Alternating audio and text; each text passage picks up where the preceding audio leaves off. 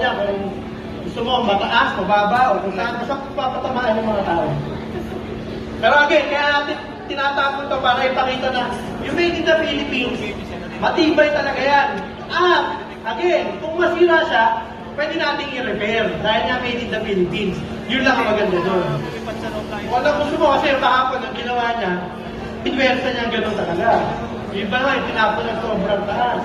So kung anong gusto mong tapon, okay na yan. Okay. Medyo malayo na yun. Tinapon nun.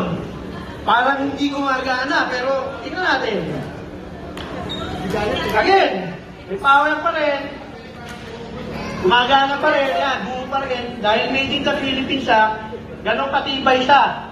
So, again, ang message ko sa mga Filipino inventors, huwag tayong mawalan ng puso dahil wala daw sumusuporta sa invention natin.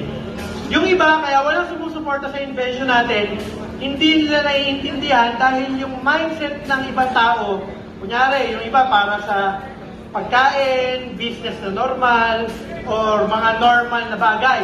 Yung inventor, mas artistic ka, kaya hindi ka naiintindihan. Kailangan mo lang gawin,